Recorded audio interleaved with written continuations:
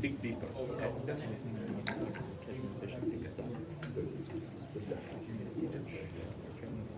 Oh, sure. Let me get out of this. 13 isn't it? 13 years for 13.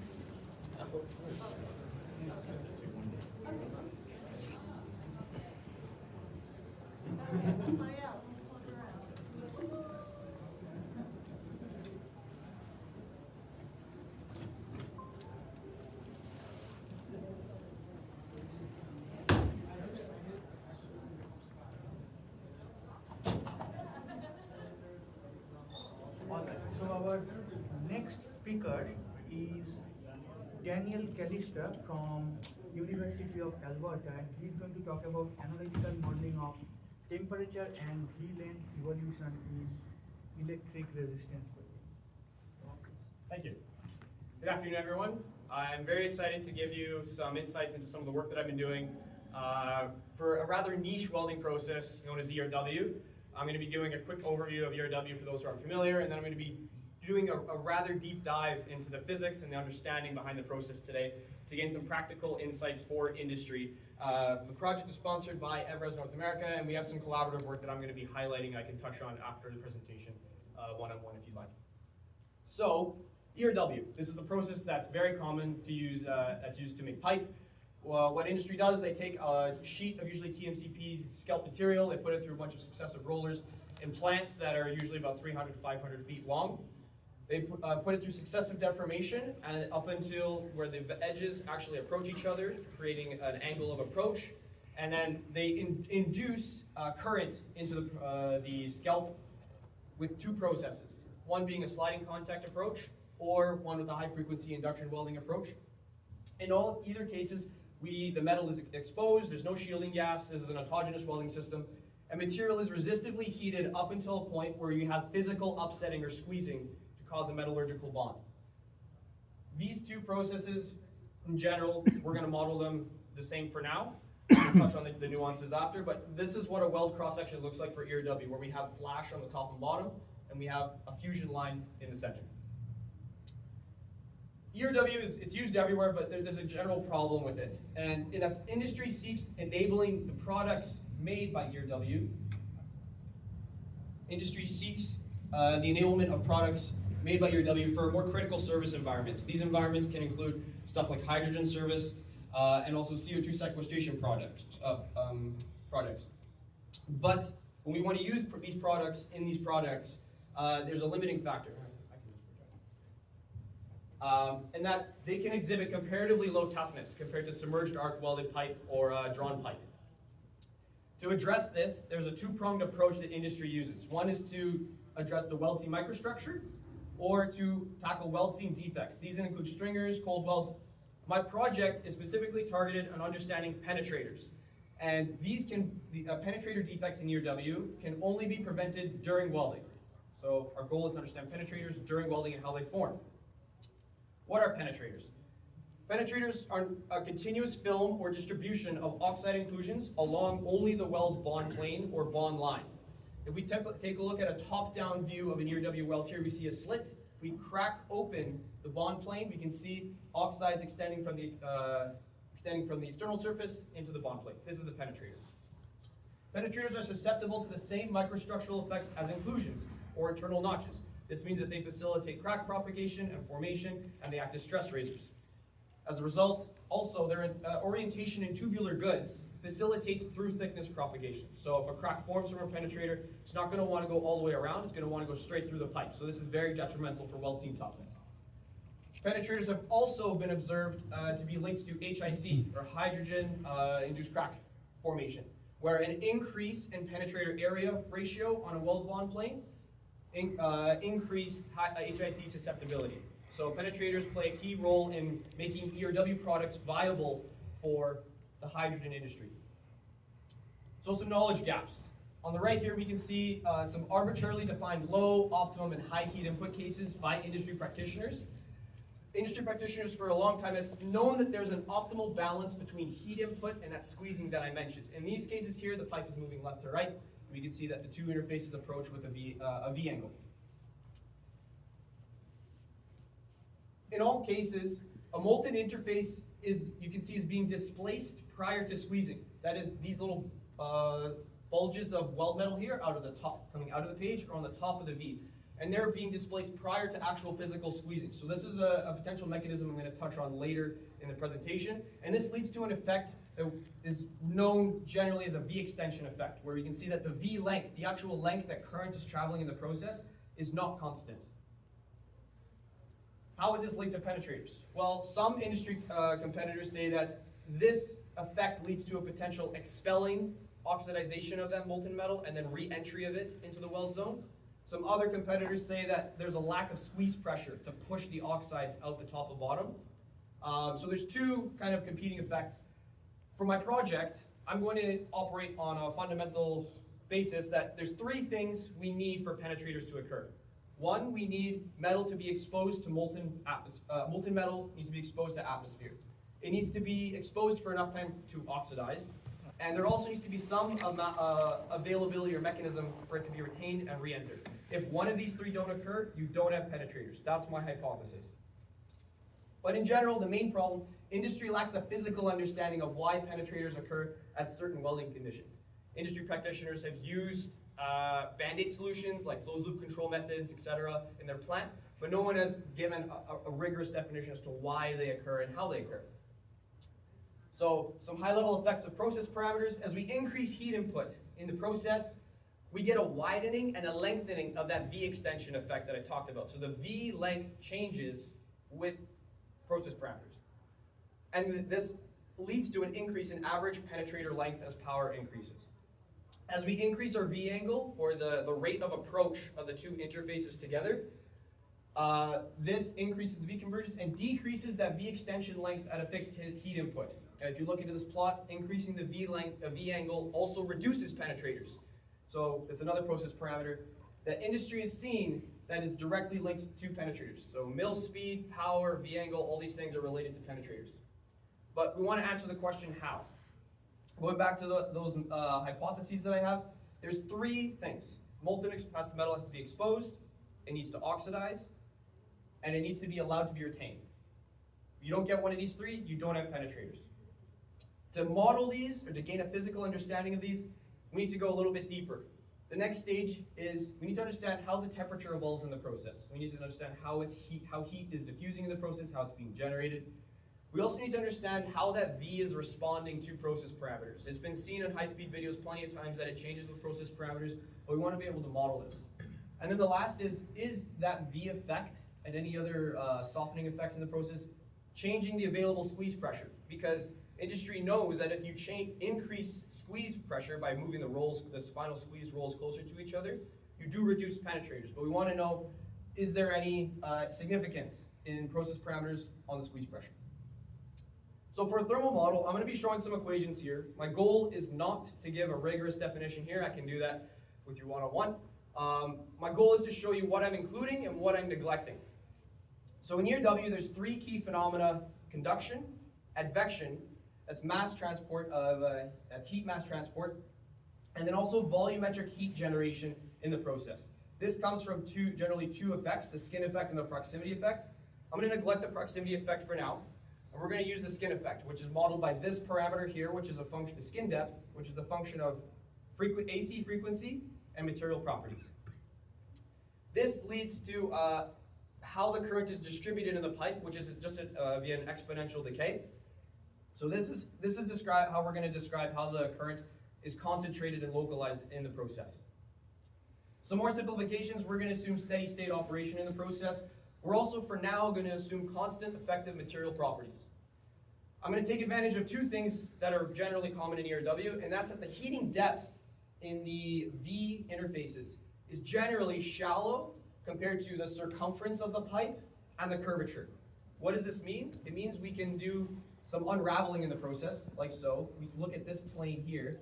If we rotate it and we envision modeling this is a lot simpler to model. So this is what we're going to model with equations. And we're going to take this approach where we have our conduction term, our advection term, and our heat generation term. That's the three right there. This heat generation term, how does it relate to the current? We expand it out using Ohm's law, very simple. And then we further expand it out, we get this exponential decay term for the heat. I'm going to do one more simplification to make the math a little bit simpler. This is 2 over the skin depth. I'm just going to define a parameter called the power depth. It's just half the skin depth. That's it. So this is the PDE that governs E or W. I'm going to present a novel solution for the process. So it fits on the screen here. I'm going to use this normalization scheme. And so this is what the dimensionless temperature from that PDE, this is what it gives us. The dimensionless temperature is a function of position in space and our power depth, or dimensionless power depth in this case. I know it's a lot, but I want to highlight one key feature here, and that there's 3 terms that commonly repeat. Further, if we want to get a practical insight into this process, we want to link this back to penetrators and that melting in the interface. We want to look only on the weld interface here. How's the temperature evolving on the weld interface? That means we sub y equals 0 into that equation, and we get a very simple relation here, which the key point is that our temperature increase in the V is a function of current, material properties, plate thickness, and then the ratio of longitudinal position in the process over our characteristic power depth, which is a function of AC frequency. So it's quite simple to model the temperature in the V itself on the interface. The next is I want to actually rigorously define the V. Because up until now, industry just does a simple triangle approximation. So for here, we're going to take a look at current moving back and forth in the V, AC. So we have our V angle, 2 beta here, that's separating the 2 interfaces 1 and 2. These are our copper contacts here, our sliding copper contacts that induce current in the V. We have our squeeze rolls that define the squeeze plane here. And we have our V. So right now, industry defines the V length as this point, x sub g. I'm going to call this the geometrical convergence point. They call this because this is the linear approximation of each interface that would intersect the symmetrical line in the process, the symmetrical plane. I'm also going to define this point x sub m. This is the point in the V interface where melting starts. This is where that expulsion of the metals starts. And if you look, the interface actually ends up being curved in those high-speed video graphs. That means that the weld point is not the same point as the geometrical convergence point. The distance that the weld point is separated from the geometrical convergence point, we're going to call that just delta L. So that means that the actual V length in E or W is not just x sub g, it's x sub g plus our V extension. So this is the actual path of current here.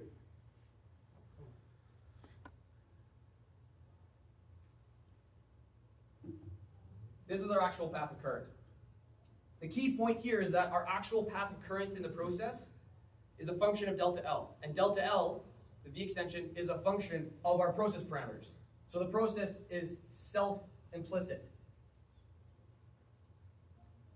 So the next thing I want to talk about is how do we model this delta L? Because we want to gain insight into the process through this delta L. Here's a diagram of the high-speed video. And here's that V extension. It's tough to see with this resolution here. We're going to look at the process again. If we take a cross-sectional plane in the V here, we can look at how the current in the process is actually creating magnetic fields in the process. And this actually creates a Lorentz force effect. And this is what's been theorized to actually cause that displacement of the liquid metal prior to the physical squeezing in the process. We're going to coin this as an ablation effect. This is actually almost exactly a 1D Stefan problem. And this is essentially the removal of mass that reaches a critical temperature. In here W, this temperature is going to be melting. So as soon as material in the V reaches the melting temperature, we're going to model it as poof, it's gone. And that's going to give us that curving effect in the V. So let's look over this model. The bounding system, so here we have pipe moving left to right. We have our principal axis of symmetry here. If we extend our linear interfaces here, we would get an intersection point, the geometrical convergence point. Our temperature field equation, the big one I solved, is going to give us the point which we melt. There's ablation effect equations that have been developed by the 2 supporting authors, Professor Prisco and my advising professor, Mendez. These equations I've inserted into the model to capture this curvature of this interface here. When this interface intersects the principal axis, that's where we're going to get a weld, and that's going to give us our delta L here. So the unknowns to solve for in this 3-equation system are 3. Where are we melting? The actual depth of ablation in this coordinate system, and the V extension length. So this is a system of 3 equations with 3 unknowns. This is solvable. It has a solution. The net target here that we're trying to get is this actual weld point. We want to get model this actual weld point here. So I took a dive into the literature prior to doing experimental trials myself. Turns out there's only 2 publications that have data relevant for this problem. One is where they actually did high-speed video trials and they reported the actual V lengths. The other is an experimental trial from Thermotool where they did trials with the intention of 0 V length. Here, I'm going to show a plot here where we're going to plot experimental V length, measured V length, dimensionless on the x-axis here, and we're going to plot experimental over predicted here. So if the model works, everything should line up on this axis here, which is an error of, this line here is an error of 0%. And so all the points here from papers from 1980 and 1996 most points are within 10% bounds. So we can say the model enables the prediction of weld zone temperature and physical behavior. At this point, I want to recall the model assumptions. I'm assuming constant material properties. I am neglecting conduction in the thickness direction of the pipe. And then also, right now, I'm neglecting the Curie transition point, because this is in steels here. And we're able to achieve this accuracy. So this is quite significant. To summarize everything, I want to go back to how does this relate to penetrators? So this is the diagram I had before. We got the temperature evolution modeled in the process, and we're able to model the V extension. This gives us insight into the stability of the weld process's zone, where that weld point is moving and how it's responding to ERW process parameters. Industry has seen that the weld point location is actually directly related to penetrator formation. The model can also give us exposure time of molten metal in the atmosphere. So this red curve here, the time of ablation or molten metal exposure, that's going to tell us how much we're going to oxidize in the process. This is something new that we can also model here. Next is modeling the available squeeze pressure. This is going to be in my future work. Right now, the way industry works is they set squeeze rolls based on distance, so they're displacement controlled. That means that if you ablate more, if you erode away more material, you actually will end up losing squeeze pressure. As the weld point moves closer to the squeeze rolls, you actually lose squeeze pressure. So this model will be able to be inserted into those types of trials and be able to model the actual squeeze pressure as a function of process parameters as well in the future. So final remarks. Industry lacks a physical understanding of why penetrators occur at certain welding conditions. The current model that I have enables the quick prediction of melting onset location, exposure time of molten metal, and the big one is the weld point location. Up until now, this has been assumed to be fixed with process parameters, and even in numerical simulations, people fix this to get an understanding in ERW. Future work, I'm going to use analytical expressions I'm going to get characteristic values using blending of asymptotics, some fancy math to get simple expressions for the industry partner and for industry in general to use these insights in their process design. Full-scale mill trials will be done. I'm going to do that same analysis of my model that I did with those papers with mill trial data to further see its applicability in terms of which alloys and materials it can be applied to. And key physical mechanisms will be identified and verified using high-speed video analysis. So I'm going to verify all my hypotheses myself with mill trials. I'd like to thank EVRAS North America for the sponsorship, sponsoring the project, and also AWS Welding Foundation. Thank you.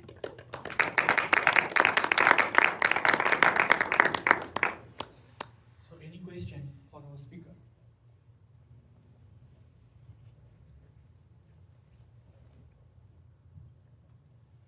Hi, thanks for your presentation. It was great. I was just curious, you mentioned one of the assumptions you're making right now is you're just not thinking about the Curie temperature in steel. What do you expect to need to think about, or what do you expect to be different once you start including that? Because I assume that's going to be really important later on. So I agree. At first, I thought it would be very important until I saw my final results, which were quite accurate already. But the way the Curie temperature would affect the process is through this parameter here, the skin depth. Because the Curie temperature will be affecting the material properties for here.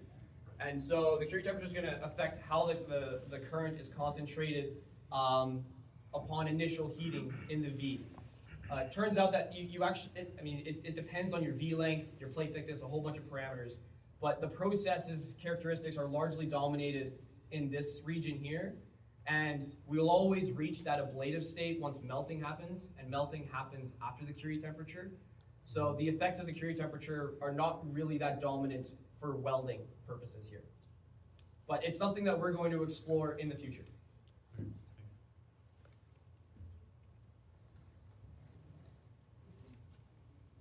Just a clarification, where does the melting start first?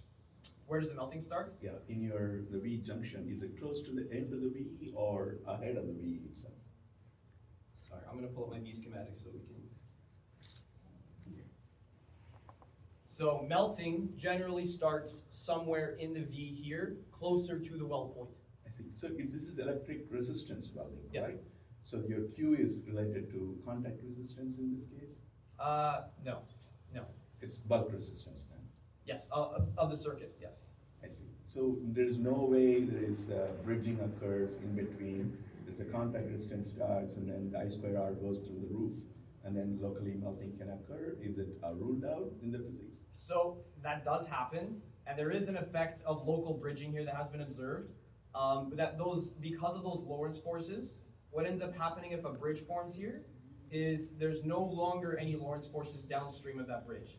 So the bridge actually gets pushed downstream, and I have some more slides on this I can touch on. Sure, that'd be nice. It'd be nice to see Yeah. the physics assumptions here. Okay, Yeah. thank you.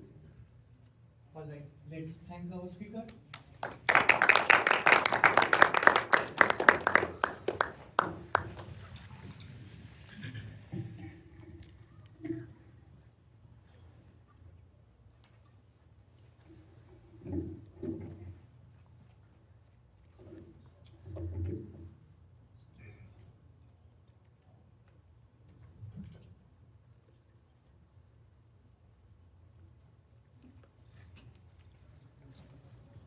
So our next speaker is